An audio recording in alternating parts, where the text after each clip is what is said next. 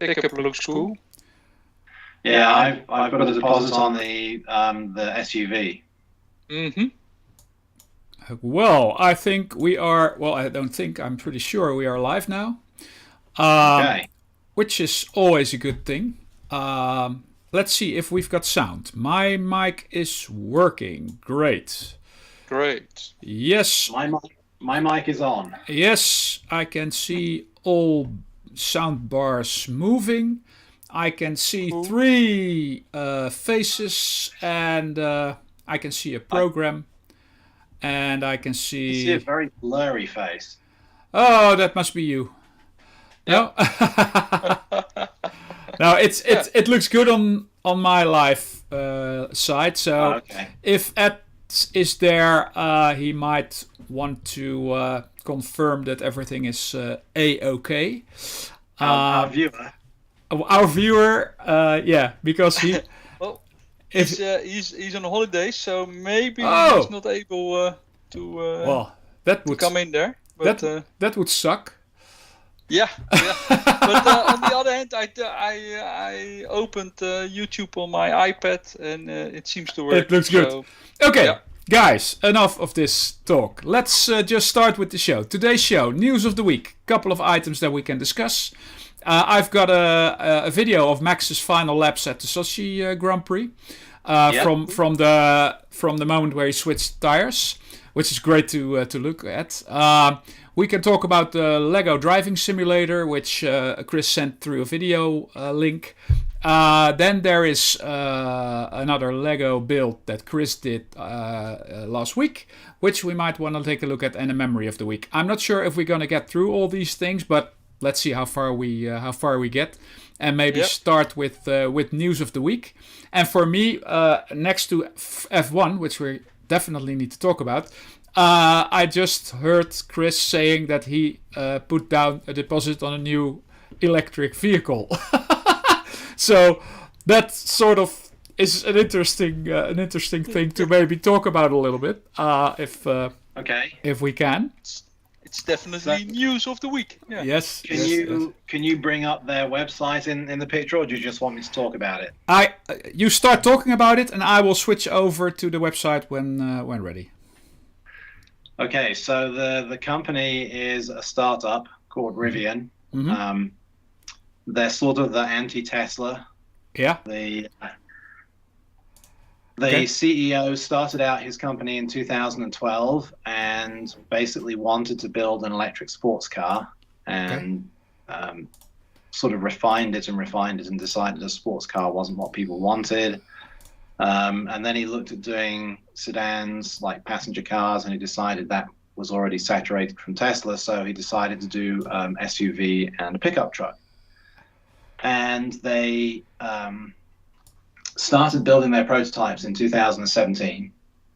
And in 2019, there was a series called Long Way Up, which was Ewan McGregor and Charlie Borman, who rode motorbikes from the southern tip of Argentina all the way to Los Angeles. And they were riding electric motorbikes this time. So they've done 3 other long journeys on bikes, and they always used BMWs or KTMs, but this time they were using electric motorbikes. And they wanted to see if you could do a super long distance journey on an electric motorbike that only had a 100-mile range. Mm-hmm. And to try and be as electric as possible, Rivian gave them 2 prototype trucks. Okay. And they were truck number 1 and truck number 2.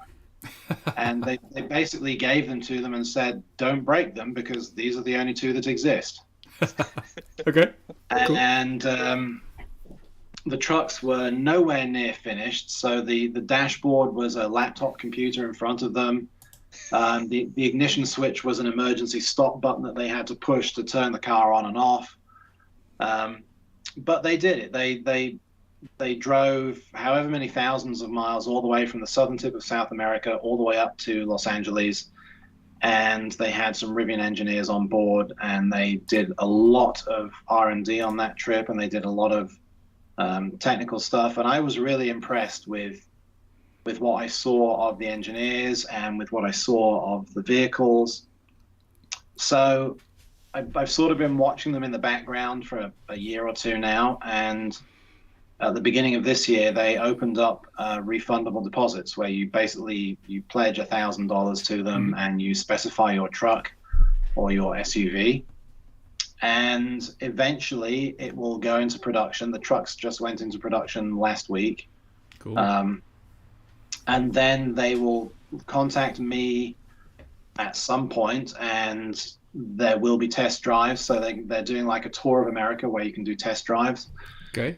And if I can get it in the configuration I want and the test drive is okay, then they basically bring it to my house and take the old car away. Wow. Wow. And if I don't like what I see, then I just refund the deposit and I stick with the car that I've got. Yeah. Okay. Wow. So the basic, the chassis, the sort of the underlying motors and battery and wheels are the same between both vehicles. It's really just one of them's a truck and one of them's an SUV. Yeah. The truck is the one that's gone into production first because that's the one they wanted to get out first.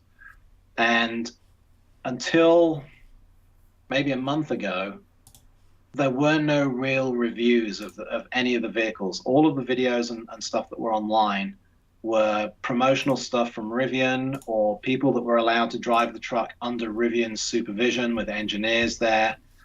And then I suppose maybe 2 months ago, they gave Motor Trend magazine 2 trucks and said, they're yours for 4 weeks. Wow. So they had no Rivian engineers, they had no PR people with them. They were just allowed to review the trucks for what they were. Yeah. And they drove coast to coast. They drove from New York to LA off-road in 5 different legs, and they've started putting those on YouTube. You can look up Motor Trend electrifying the outdoors as the videos, and they loved them. Wow. And they basically said it's going to be really hard to ever do off-roading in a piston engine car again. Yeah. Because you've got unlimited torque. You just have. Yeah. Yeah. And they said, when you have a piston powered truck, you have transfer boxes and lockable differentials and lockable wheel hubs and disconnecting suspension, and you have all this mechanical complication. Yeah. Which is trying to drive the torque to the wheel that it needs when you're going off road. Yeah. Yeah. And because Rivian is electric, they have 4 motors, 1 for each wheel. Okay. And they have true torque vectoring, so they can. It's instantaneous. They can adapt instantaneously, and you don't need all of that complication for doing off-road stuff. So Motor Trend really loved it off-road. They said it was, essentially it just kicked every other truck into the dirt. They've taken it on some very, very extreme off-roading tests. They took it down to Moab. They drove up a 45-degree incline called Hell's Gate, which is known for killing cars. Yeah. They've taken it across country. They've taken it onto the Bonneville Salt Flats to look at the speed, and they said it's transformative to the truck market. Okay. And they said if the SUV is as good as this, which is basically the front 2/3 of the vehicle are the same, yeah, and at the back you have an enclosed back and a row of seats instead of a truck bed. They said the SUV is going to be equally as impressive. So I put $1,000 deposit, and the color that you see on screen there, the blue one, is the paint color that I chose. Cool. Yeah. And we'll see what happens. They were supposed to start delivering the truck last year, but they've only started delivering this year, so I expect I won't hear anything from them until maybe June next year. Wow. Which is fine, because I'm not in any need to have one right now, so it's just it's $1,000 gamble that this thing will actually start heading into production. Yeah. And the reason I took the gamble is because they have a massive investment from Ford, because Ford want to use their technology. Okay. They have a massive investment from GM. Okay. I think it's GM. And they have an order for 100,000 electric delivery trucks from Amazon. Wow. Wow. So if Amazon and Ford and GM are interested in putting that much money into them, I'm willing to take the risk and see what happens. Of course. No, I totally understand. I mean, this is... just a couple of days ago, we had another discussion about electric vehicles and why we don't always like them. But one of the reasons is that it doesn't seem like a way ahead. Apart from the environmental thing, obviously, which is important, there's nothing else that really drives me into getting an electric car, because everything else is actually worse. But if you look at these cars, it's actually a plus that they're electric. They also look really cool, which is a great advantage. I love the way they look. Yeah, I agree. And that would obviously, I mean, I would have one of those too, I think, because they just look really, really cool. And if they just, I don't know what their... did you talk about that? Because I was playing with the with the technology. Did you? How far can you drive on a load, or how's that? The range. The range? It's 450 kilometers. Okay, yeah, that's sort of that's okay. I mean, more than anyone is ever going to use. Yeah. Well, and this depends what. It's interesting because they not just Rivian, but other vehicle manufacturers have talked about this. They said the problem that people get into when they start thinking about electric cars is they get stuck in the what if argument. Mm-hmm. You know, so most people in America, for example, they don't commute more than 20 miles a day. So 30 kilometers a day to and from work. Every electric vehicle in existence will do a 30-kilometer commute with no problem. Yeah.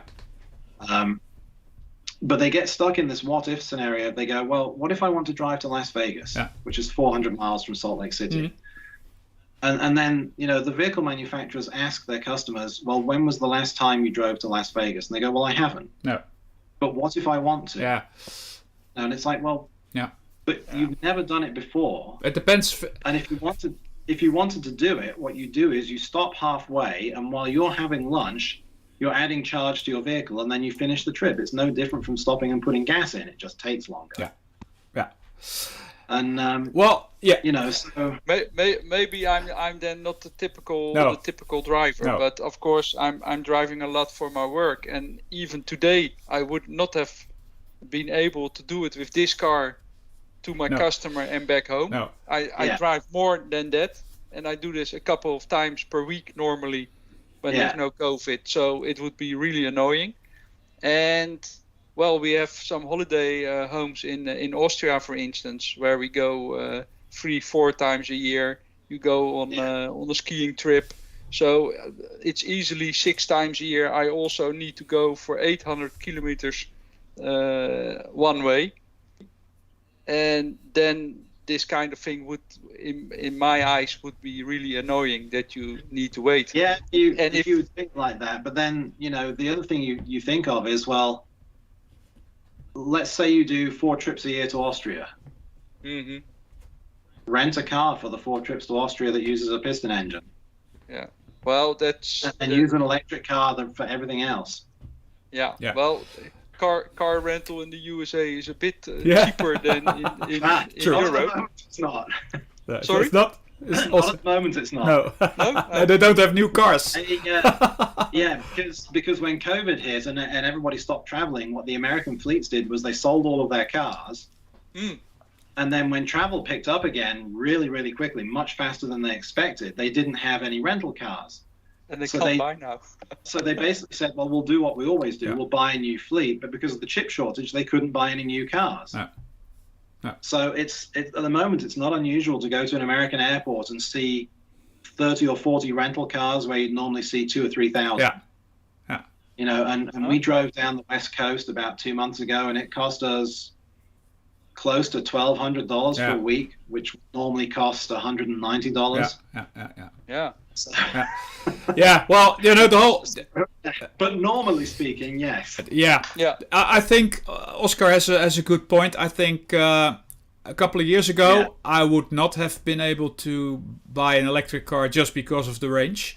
And at this point in time, I don't think it's a solution for Oscar. Because it's just too much of a hassle to do that, because he needs the range. But for me, in this point in time, I don't even drive, I don't know, 10 or 20,000 miles or kilometers a year. So I drive very little. And Michelle uses the car maybe even more than I do now. And she only needs to go for 70 or 100 kilometers and back. So that's 200 kilometers a day, max.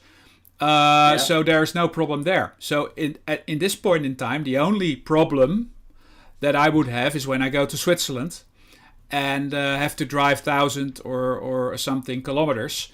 And that would be, maybe because I only do that a couple of times a year, that would be maybe something that I could live with, just thinking, okay, I just need to do a halfway stop.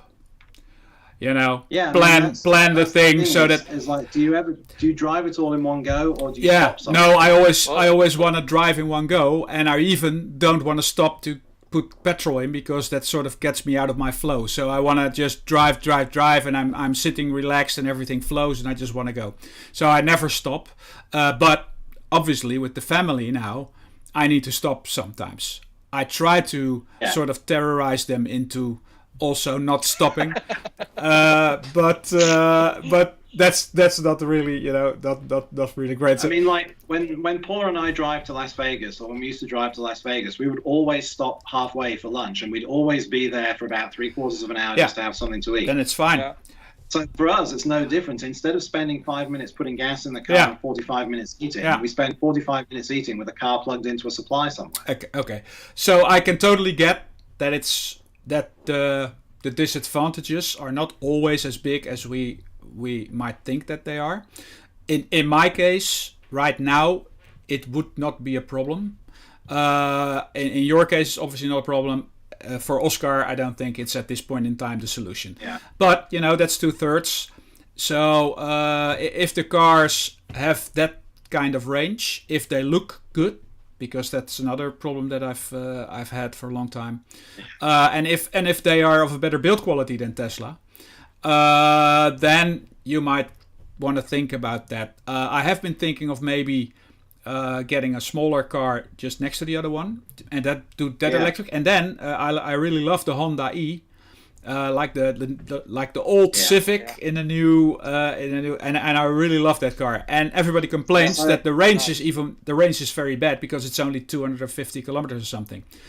Yeah. But to be honest, that's still enough for what we're doing now. And it's a little small. So that would be your gateway drug. Probably.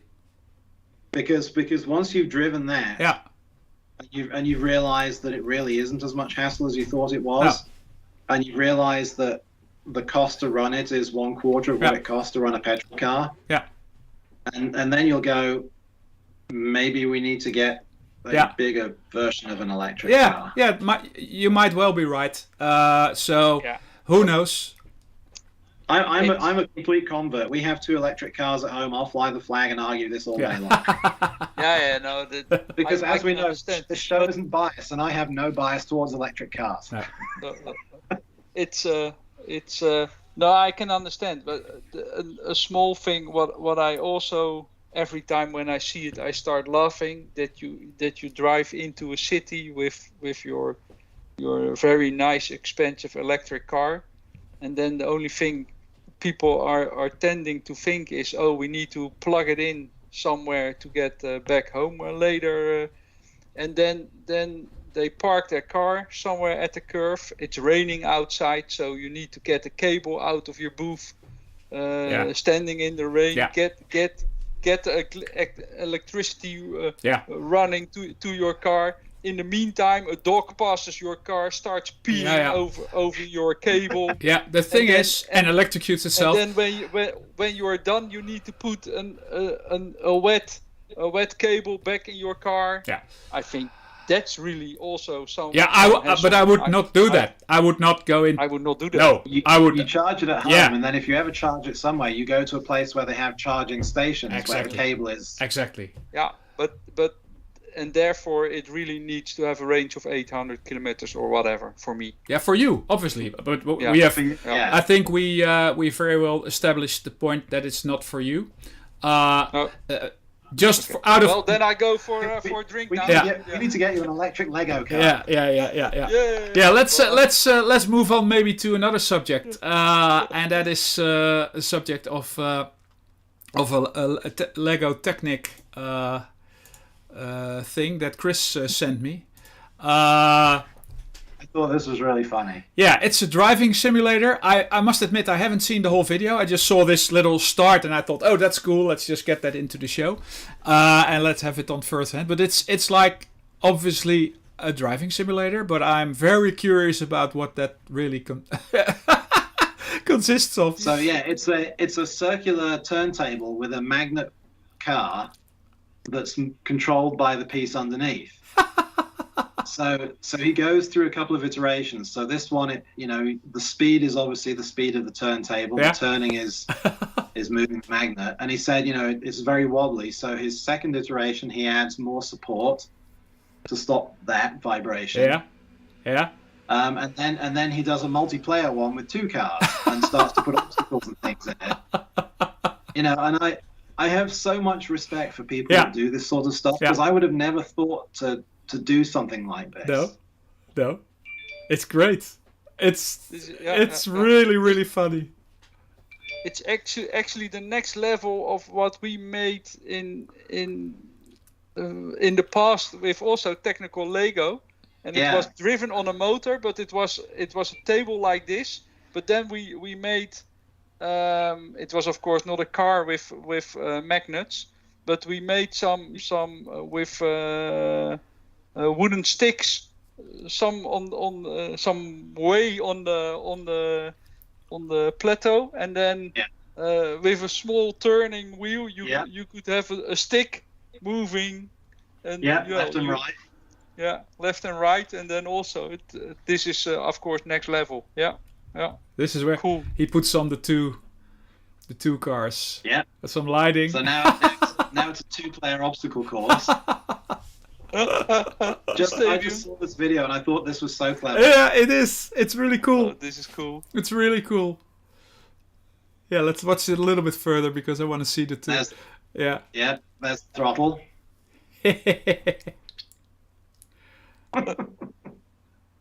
Oh yeah. Just really, really clever. So I just thought that was a video worth sharing because I thought I'm glad you did, because that's really, really a fun thing. Even the reverse. Yeah. Just the way of thinking about it to solve it that way is just great. So great stuff. Okay, cool. Love it. Very good. Love it. Next.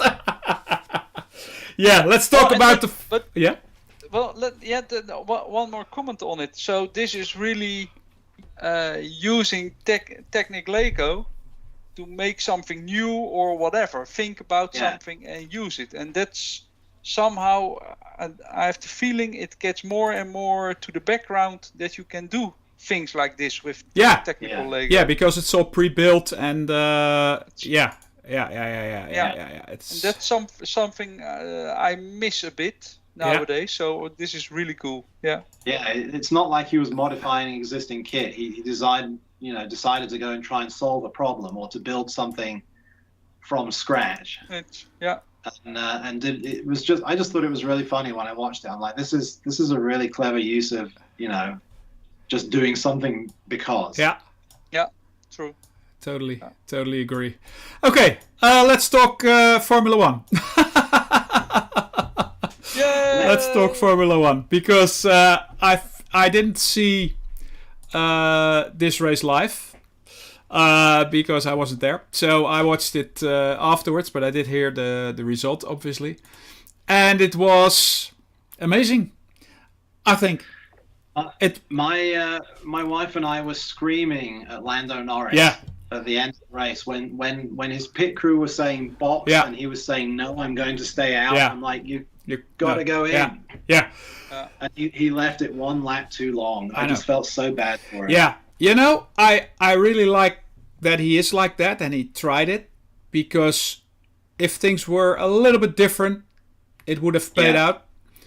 It's a gamble, and the reason that it's a gamble is that it's almost a 50-50 shot whether you gain or lose. So I don't think it's exactly stupid what they did. I think it's just they took the gamble, and it didn't. And amazingly, Mercedes made the right choice at the right time for the first time in months. That was great. I don't remember them ever getting their tyre strategy right for probably 6 or 8 months. Well, I think again they were lucky because everybody behind Lewis was already on rain tires, so he had a 40 seconds lead to the third to the third place or something. So it was a free stop. Whatever he was. It was a safe stop. It was amazing when the weather finally turned how fast Lando lost position. Yeah.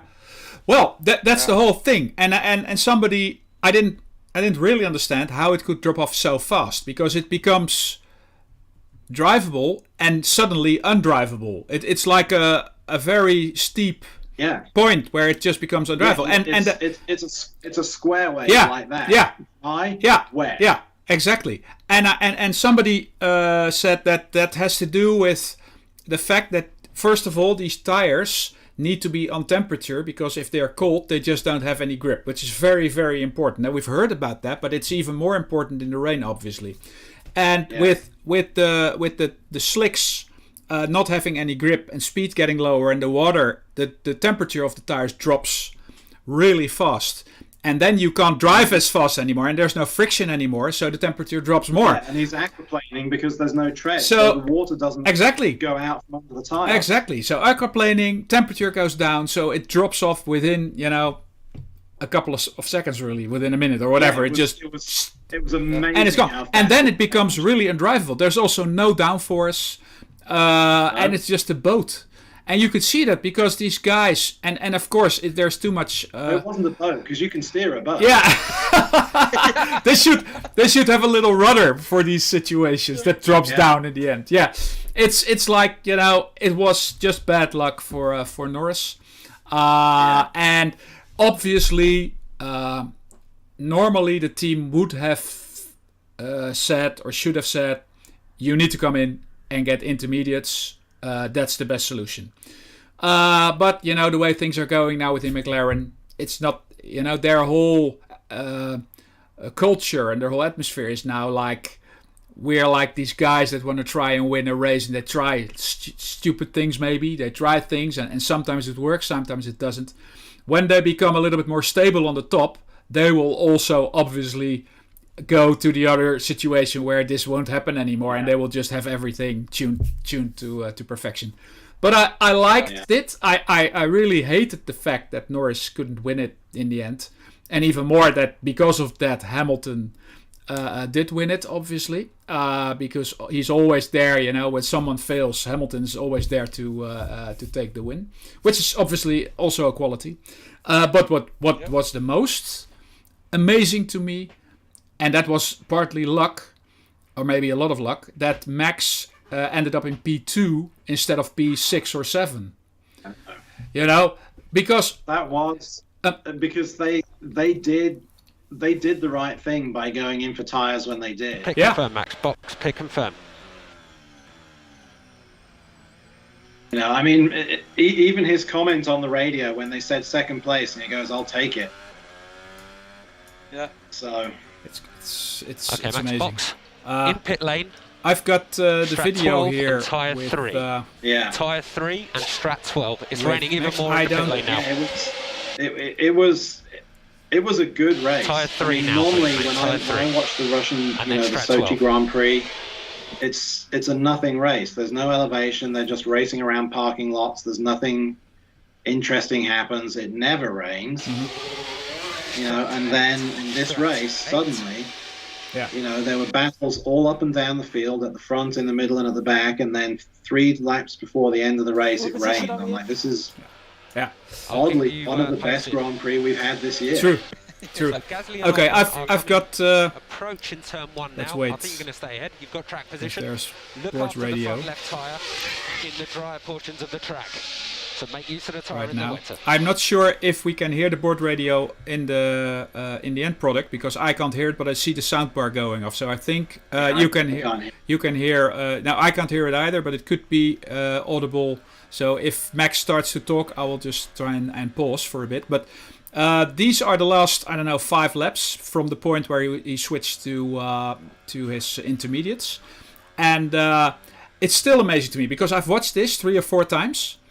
And I think, okay, so with everybody stopping and the cars on slicks just losing so much speed that they were just nowhere. But it takes still a long time for him to catch up with, I think Vettel was the first one. So, it's also, the whole thing, the timing of it was just perfect because, there's... Well, I said to Paul at the end of the race, I said, for the first time, Max has had Lewis Hamilton's luck. Yeah, exactly. Max normally doesn't have good luck in a race. Exactly. Shit happens. Things blow up. Yeah. He gets crashed into. He crashes into people. Yeah. Finally, he had some luck in this race and ended up P2 when he started, P20. Yeah. I totally agree. Because normally he would have ended up P6 or 7 because his tires, the yellow tires, the medium tires were not that great. And he was even passed by Alonso, I think. Yeah. So that didn't look too good. Well, his tires were going off so fast at the end there. He could have ended up in P8 or P9. Exactly. So, and it rained at the right time, and Red Bull made the call at the right time, and just for once everything came together. I agree. Yeah. And I'm so happy that finally happened to him, because he had so much bad luck, and now finally he had some luck. And he ended up finished better. Lando still finished 8th, and Lando got the extra point for the fastest lap. Yeah. See, now look, just straight away when they got onto this section of the track, suddenly there's spray, and that's the point where every other car just switched off and became undrivable. Yeah, it was just that. This was the point where Norris went off. I think that they just passed, and you can see Norris struggling to get. I think he passes him just before he gets into the pits. Norris. So I think we see that later, and you can see just Norris just trying everything just to keep the car on the track, just ice skating on this track. It's just amazing. So obviously it was a little bit less stressful. Luckily, when I watched it, when I already knew that Max had P2, because if I had watched, we didn't even know that. We try and stay away from the results because we're 7 or 8 hours behind. So we have to stay away from social media and everything until we watch the race. Exactly. Yeah. So when we watch it, we never know the outcome, even though we're watching it delayed. So it was super stressful for us. The cat went and hid because we were screaming. We were shouting at the TV, go and change your tires, go and change, like as if they could hear us 8 hours in the past. Yeah. Oh, that's so cool. Yeah. Well, it's just that this video I can probably share it with you. It's from the F1 app, and it's just integral. So the whole thing with all the board radios, and it's so much more interesting when you hear all the traffic on the radio. Because normally in the show you only hear some things and it sort of skews the whole thing. And now you hear everything, and it's so professional, and it's so very good communication and logical what he wants to know, what his time is, what the rest is, and they're telling him about the cars that are in front of him, if they're racing each other, if they have blue flags or not. I mean, it's continuous information about his position on the track and what's ahead of him and who these guys are, what they're doing, if they're racing or not, and stuff. That really helps if they do that well. And in this example, they do that really well, I think. So great race, and now we're really good race. We're sort of even again. So now the last 7 races need to be in favor of Max, more or less. Any DNF is going to be disastrous. Then you can only hope that the other also has one. On both sides, yeah. Sorry? Yeah, both sides. If Lewis has a DNF, it'll be disastrous for him. Exactly. Yeah. Yeah. And if Max has a DNF, then it's exactly. So you can only then hope that the other also has a DNF somewhere in the future. It's. Yeah. I don't think a season of F1 has been this close for a long time. So that's a good thing. No, it would be nice to see this go down to the last 1 or 2 races. It's always been weird the last few years when Lewis has won with 3 races to go. Yeah. Because then you just get the impression, well, the front drivers just aren't even trying anymore. Because the championship for the drivers has been decided, the constructors' championship has been decided. So why are they even there? Yeah. I agree, and we've seen in the past sometimes that things needed to be decided in the last in the Schumacher documentary. We had a couple of these instances too. So it has happened before, but it's just that the last 10 years or so it's been boring because of there was also too big a gap between the world champion or the leader of the championship and the rest. And now it's close, and that's good for the sport. So whatever happens, I think this is going to be a great season. And every race will be so stressful now. But anyway, so we look forward to being stressed out by the 7 races that were left. Exactly, and we can just probably see the end of Verstappen's race now, because he and the circuit is now really wet. It's almost that they needed full wets at this point. Yeah. Because there's a really small window where you can use intermediates. That's why they're called intermediates, obviously. And probably 2 or 3 laps more, and they could not even have survived on intermediates. So because you can see him slipping already, skidding already a little bit. So I think he's now on the final straight. So that's good that's it. Yeah. I felt so bad for Lando in the end. It was terrible, and he's really heartbroken. Well, that's a lesson. I mean, he'll learn from that. Exactly. Next time they get into a situation like this where it's like it's right on the ball, and the pit crew and the team know more than the driver. Yeah. If they say box, you box. Exactly. So. Yeah. Okay. But he still got driver of the day. He got 30-something% of the votes for driver of the day. Yeah. Which I totally agree with. I would say driver of the weekend because he was great in qualifying and he was great in the race. Yeah. He was never really under threat in the race. True. He held the Mercedes behind him. And it was just these last 5 laps. Heartbreak. Yeah. No, I agree. And I think most of the votes for driver of the day were because of the rest of the race, and this only happened really at that late point in time when he already had become driver of the day. But I still think he deserves it because I still think he would have got it. I agree. I agree. So anyway, so that was a really nice Formula One race. Well, I'm not gonna wait until the last part, but he's gonna be okay there. So great stuff. And now we have to do 1 weekend, I think, without a race. And then we're gonna. What's the next one? Portimao, or what's the next? Turkey. I think. Turkey. Yeah, Turkey. Yeah. So, do you want to talk Lego? Let me first solve an audio issue. Yeah. Let's talk Lego. Yes. Let's totally do that. Let's see if I can create some sort of situation where we have you in the picture all the way. And there we go. So as promised, this is another one of those the small Lego kits. This is the Ferrari. Yeah. And again, they've done a really amazing job of capturing the look and feel and the shape of the car, especially from the top. They've got that shape really, really nicely. Yeah. Is it the SF90 or? I can't remember. I think so. Yeah. But there's a few. I mean, the same as with the other kits. There's a few pieces where they've printed the parts, and then there's a few pieces where you put stickers on. But there's some really interesting design choices in here that I didn't really understand. So, like right at the end of the build, these two pieces here, they leave these with visible studs. They don't put like a smooth piece over the top. And I thought I'd built it wrong. I thought I had some left over, and I thought, oh, I must have missed them out. But when you look on the box and in the instructions, these two studs are just left like that.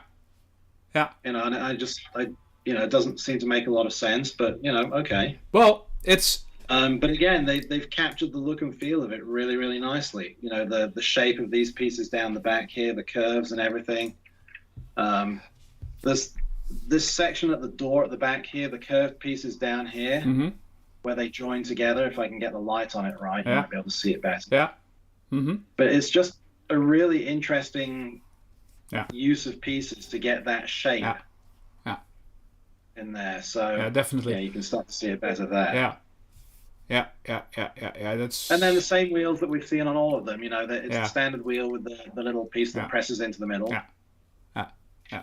So yeah, again, really, really nice little kit. It took me about 40 minutes to build. Yeah, but it's so relaxing to do it.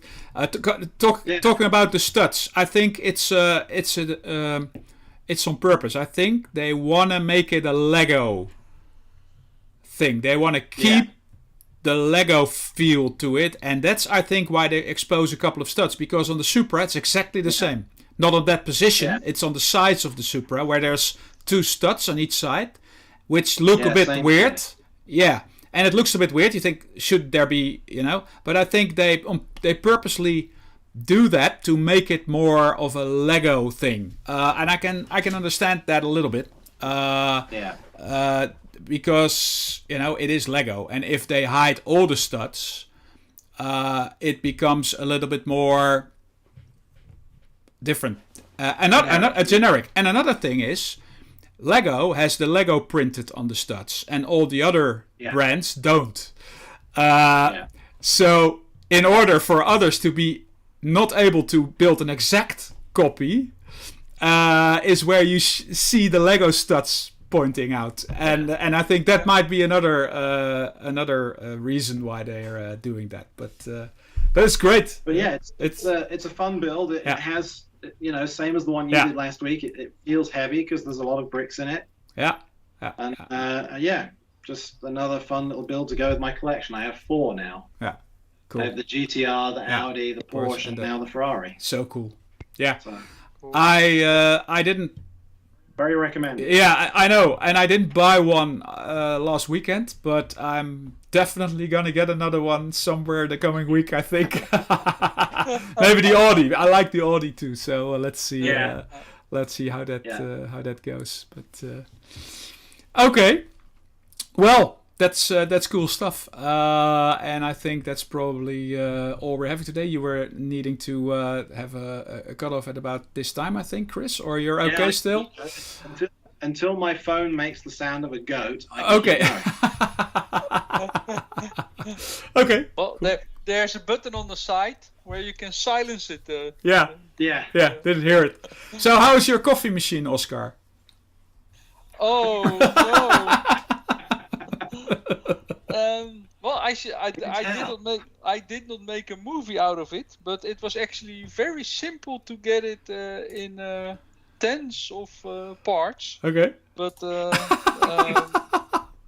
they all look like they still work. So I've removed, of course, the plastics around it. That was very easy, and then you can remove the part where the grinded coffee drops into, and then it moves into another part where it gets pressed and then watered, and then of course you get your coffee out of it. Yeah. And that complete mechanical part, you can get it out of the machine. Mm-hmm. And well, it was a bit dirty, but that's not strange after 13 years of workage. But it really seems to work quite nicely. Okay. And I did not see any hoses inside which are not or which were blocked or detached or whatever. I mean, the nice thing is, if it's 13 years old, you probably still can fix it. You know, if you buy a coffee machine now, first of all, you have to have the special tool just to get into it. Well, this was also torque, so I needed to get my torque set, but luckily I have it in all kinds of different sizes. So except that one. No, you had it. Even it was there. Yeah. But the big problem is now I cannot really find a solution. So I've been looking up groups online where people talk about the same issues my machine is having, but nobody is really giving a clear answer. This is the part which is wrong, yes or no. And now, of course, the big question comes up: am I going to buy parts for €100 or whatever and hope that it's the right part? And so now you've got to the stage where you have two competing bar graphs now, and right now you've got the tolerance to try and fix it with parts and the intolerance to buy a new one. Yeah. And the longer it frustrates you, the more this is going to happen until you just get to the point where you throw it away with prejudice and buy a new one. And the horrible point is when you reach this point where you're convinced you can still fix it.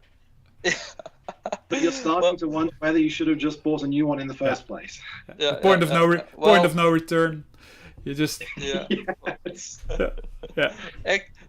Actually, to be honest, I think my very first reaction was just buy a new one. The problem is that we really have very nice built-in view as the microwave and the oven. Yeah. And when I now, of course, purchase a new built-in coffee machine, it's not. You look at it different. You look at it wrongly. The oven will also fail within 1 or 2 years, and the same for the microwave. So just buy all of them new. And then the refrigerator will look at the microwave and go, "If you're failing, I'm going." So I need to buy all three of them. Probably. Now. Then they're the same again. All because of a 45-cent part in a coffee machine. But then we need to do a new crowdfunding. Yeah, let's do that because they're so successful. We can just do another one. Yeah. Buy kitchen for Oscar. Yeah. Well, not a complete kitchen, but some new machines. But but the problem is also that I really did not have the time again to really dive into it. So I was able to get it in parts. Mm-hmm. I made from every step an image, so I can somehow provide them in the near future to you, Paul. And then you see the machine. Let's do that. Make a show out of it. Yeah. That's so cool. Yeah. But first I really need to do some more online search and try to find what the solution is. I'm really happy to spend €100 or whatever on a part. in getting a part. If it fixes it. If you can fix it. And then it's fine. But I've already looked it up. You can send this kind of machines in, and then you get the same one back, or a revised one. Is revised, but already. But that's €600-700, and at the end it's 700 or 13 years old. Yeah, that's. But a complete new one is 1,500. Well, 1,500, something like that. But still spending €700 for a 13-year-old machine. Yeah, that's not. That's what I'm not going to do. No. What's interesting is if you were to discuss this, like anybody that watches this in America. If they'll hear you talk about a €1,500 coffee machine in your house, and for the most part, that's almost inconceivable. Over here, if someone buys a coffee machine, it's $20 or $30. It's a cheap plastic one. But this is really. I'm hooked to coffee. And I need to drink it every day. But I like to travel for holidays into the USA. So we do this every other year for 3 weeks at least, and it's easily for me to stop drinking coffee for 3 weeks because I never find a nice cup of coffee in the US. Maybe they should buy a better coffee machine. I went to... Have come to our house. We'll do filter coffee for you. Well, to be honest, filter coffee is not always bad. Filter coffee can be good coffee too. It's just... No, I mean, we will do decent Dutch filter coffee. Yeah, that's great.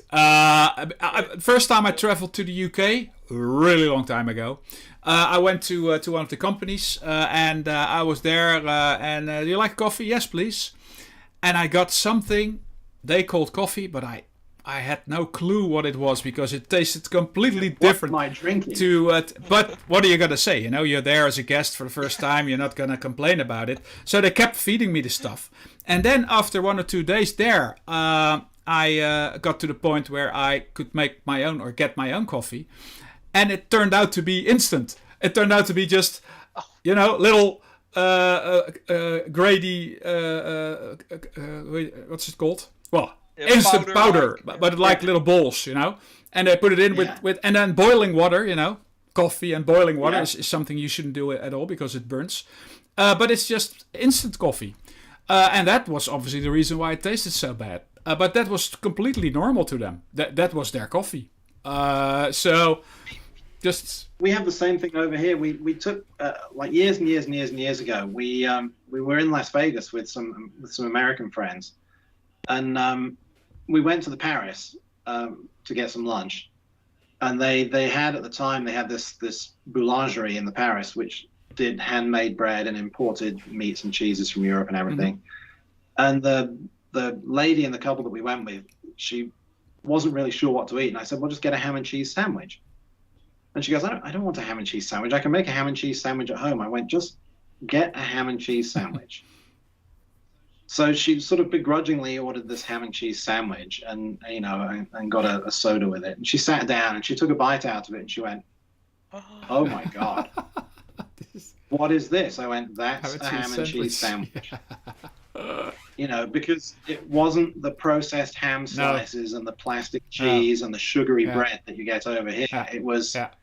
It was hand-baked French bread with proper imported cheese and some nice ham, and some real butter on it. And it was just that she'd never tasted a ham and cheese sandwich made like that before. But that's the whole thing, a real ham and cheese sandwich, and it's completely different. Same with chocolate.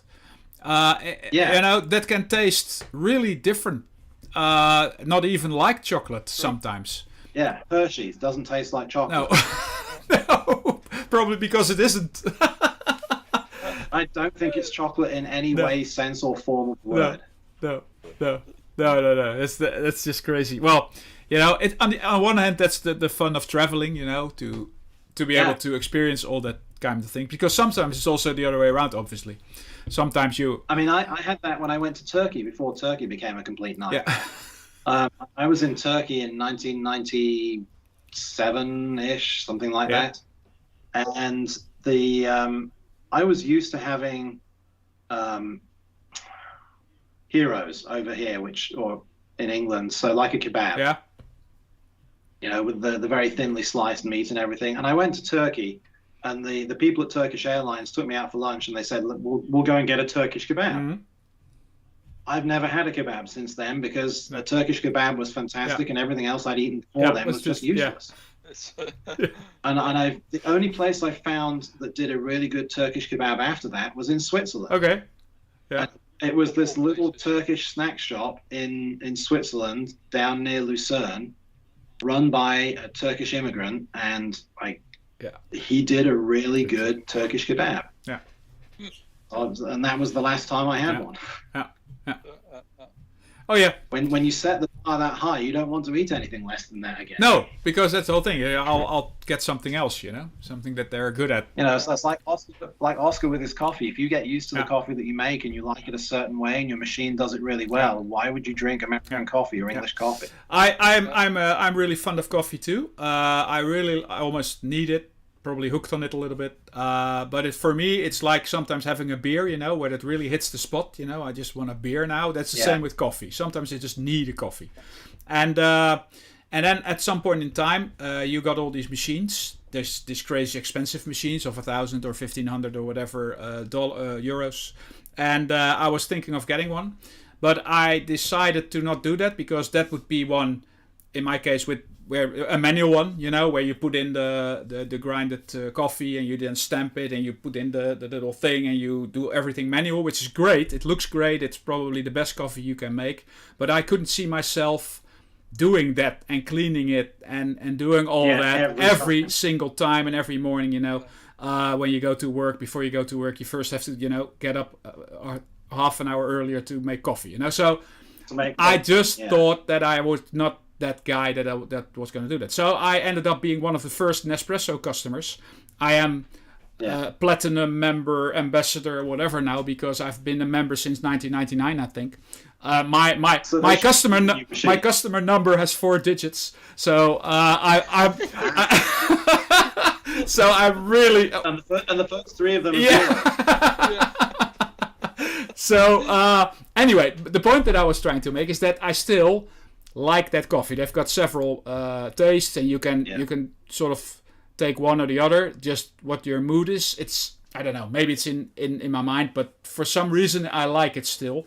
But I know there's probably better coffee than that because it's still, easy, instant like coffee. But it's diminishing return. How much effort do you want to put into a cup of coffee? That's the whole thing. I still like it more than most other coffees. It's probably, or most likely, not as good as it can be. but I'm not gonna go through the hassle at home to do that. It's the same when you're doing maintenance on your car. I reached the point in about 2002 where I realized that it wasn't worth my time to change my oil when I could pay someone $30 to do it for me. Yeah. I liked changing my oil. It was something that gave me pleasure to just fiddle with the car. But you get to the point where you're like, why would I do this when someone else will do it for me for $30? Yeah. And there's the same balance with everything in life. Stuff that you really enjoy, you have to keep doing because you enjoy it. Exactly. But other things you have to look at them and go, do I really need to spend half an hour making a cup of coffee? And in Oscar's case, definitely. And in Paul's case, no. And in my case, no, because I don't drink coffee. Yeah. Well, but my machine is a fresh bean system, but it does work all automatic normally. Yeah. So when it works, it's an automatic. Yeah. That's obviously also a very good solution. But that's the whole thing. It's exactly what you say. So. But Chris, so because my machine broke down, well, it took me half a week or something, and then finally Paul came into the rescue. He said, "Well, let me buy an espresso machine for you." Yeah. And then I said, "Yes, that's a great thing." Just to keep going. Just to keep going, yeah. But to be honest, of course, it came with a lot of different tastes, and I really like the black one and the dark green. So they need to be as strong as possible, more or less. The ristretto, and the rest. Yeah, it's not that good. It's nice to do it one time, and then No, I agree. I'm really. I only do most of the ristretto. Roma is also pretty good. And then for the Lungos, I can still get away in the morning, with something like the silver one, or maybe the green one, and that's about it. There are some tastes that I don't even like at all, because it's just like it's a type of bean, Arabica or whatever it is, and some are just too bitter for me. I don't know. There's something wrong with it. So I only use 1 or 2 or 3 different ones, and the rest I don't even buy anymore. But as a starter, it's good to just have the selection of coffees. There are also now coffees with taste, so like vanilla or something. I really hate that. I don't like that at all.